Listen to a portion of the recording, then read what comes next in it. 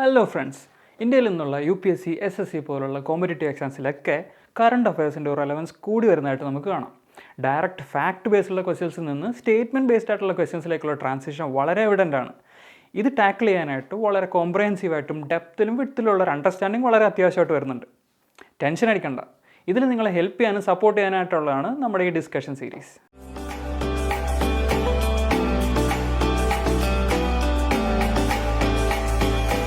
2023 Indian പൊളിറ്റിയിലുണ്ടായിരുന്ന മറ്റൊരു major development ആയിരുന്നു women's reservation act. അതായത് നാഷണൽ ലെവലിലും സ്റ്റേറ്റ് ലെവലിലെ ലെജിസ്ലേച്ചറുകളിൽ 1/3 വുമണിന് വേണ്ടിയിട്ട് റിസർവ് ചെയ്യണം എന്നുള്ളത്. അതിനെക്കുറിച്ചിട്ടാണ് അടുത്ത് നമ്മൾ നോക്കാൻ പോകുന്നത്. വുമൻസ് റിസർവേഷൻ ആക്ടിനെ കുറിച്ച് പറയുന്നതിന് മുന്നേ ഈ ആക്ടിൻ്റെ ഒരു ആവശ്യകത എന്തുകൊണ്ട് ഇന്ത്യയിൽ വന്നു എന്നുള്ളതിനെ കുറിച്ചിട്ട് നമുക്ക് കുറച്ച് കണക്കുകൾ നോക്കാം. ഇപ്പോൾ നടന്നുകൊണ്ടിരിക്കുന്ന ലോക്സഭ, അതായത് 17ാമത്തെ ലോക്സഭയിൽ ഏകദേശം 15% മാത്രമേ സ്ത്രീകൾക്ക് പ്രാതിനിധ്യമുള്ളൂ. സ്റ്റേറ്റ് അസംബ്ലികളുടെ കാര്യം നോക്കുകയാണെങ്കിൽ ഓൺ ആൻ ആവറേജ് 9% മാത്രമേ സ്ത്രീകൾ ലെജിസ്ലേറ്റീവ് അസംബ്ലി ഓഫ് സ്റ്റേറ്റ്സിലുള്ളൂ. ഇത് 2022 ന്യൂസിലൻഡിലെ പാർലമെൻറ്റ് നോക്കുകയാണെങ്കിൽ 50%-ലധികമാണ് ന്യൂസിലൻഡ് പാർലമെൻറ്റിൽ 2022 സ്ത്രീകളുണ്ടായിരുന്നത്.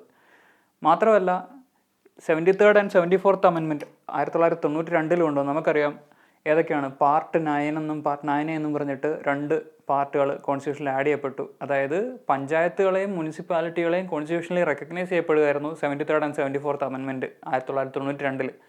ഇങ്ങനെ പഞ്ചായത്തുകൾക്ക് വേണ്ടിയിട്ട് ആർട്ടിക്കിൾ 243D എന്നൊരു ആർട്ടിക്കിളും ആർട്ടിക്കിൾ 243Tയും കോൺസ്റ്റിറ്റ്യൂഷനിൽ ഇൻസേർട്ട് ചെയ്യപ്പെടുകയാണ്. ഈ 2 ആർട്ടിക്കിളും പറയുന്നത് എന്താണ്? ലോക്കൽ സെൽഫ് ഗവൺമെൻറ്റുകളിൽ, അതായത് പഞ്ചായത്തുകളിലും മുനിസിപ്പാലിറ്റികളിലും 1/3 ഓഫ് വുമൺ റെപ്രസെൻറ്റേഷൻ അത് ഉറപ്പുവരുത്തണം. അതിനുവേണ്ടി റിസർവേഷൻ വേണമെന്ന്. 1/3 എന്ന് പറഞ്ഞാൽ അറൗണ്ട് 33.3% വരും. പക്ഷേ കേരളം പോലുള്ള ചില സ്റ്റേറ്റുകൾ 50% വരെ പ്രാതിനിധ്യം കൊടുക്കാൻ വേണ്ടിയിട്ട്, വുമണിന് പ്രാതിനിധ്യം കൊടുക്കാൻ വേണ്ടിയിട്ടുള്ള പ്രൊവിഷൻസ് കൊണ്ടുവന്നിട്ടുണ്ട്. വുമൻസ് റിസർവേഷൻ ആക്ട് എന്ന് നമ്മൾ പറയുന്നെങ്കിലും ഇതൊരു കോൺസ്റ്റിറ്റ്യൂഷണൽ അമെൻമെൻറ്റ് ആക്ട് ആയിരുന്നു. കോൺസ്റ്റിറ്റ്യൂഷൻ്റെ 106ാമത് 106th അമെൻമെൻറ്റ് ആക്ട് ആയിട്ടായിരുന്നു ഈ വുമൻസ് റിസർവേഷൻ ആക്ട് ഇനാക്ട് ചെയ്തത്. അപ്പോൾ ഇതിൻ്റെ മേജർ പ്രൊവിഷൻ എന്താണ്? 1/3 ഓഫ് സീറ്റ്സ്, അതായത് 33.3% of total seats will be reserved for woman. എവിടെയൊക്കെ?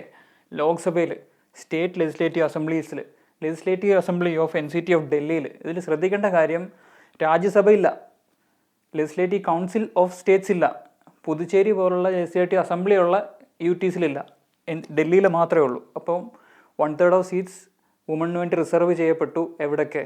ലോക്സഭയിൽ, സ്റ്റേറ്റ് ലെജിസ്ലേറ്റീവ് അസംബ്ലീസിൽ, state legislative assembly of national capital territory of ഡൽഹിയിൽ. ഈ കോൺസ്റ്റിറ്റ്യൂഷൻ്റെ 106th അമെൻമെൻറ്റ് ആക്ട് പ്രകാരം ഈ വുമൻസ് റിസർവേഷൻ ആക്ട് നിലവിൽ വന്നിട്ടുണ്ടെങ്കിലും ഇത് ഇംപ്ലിമെൻറ്റ് ചെയ്യപ്പെട്ടില്ല. അതിനൊരു കണ്ടീഷൻ വെച്ചിട്ടുണ്ട്. 2024 ഇലക്ഷൻ കഴിഞ്ഞിട്ടുള്ള ആദ്യ സെൻസസിന് ശേഷം മാത്രമായിരിക്കും ഇത് ഇംപ്ലിമെൻറ്റ് ചെയ്യപ്പെടുക എന്നുള്ളതാണ്.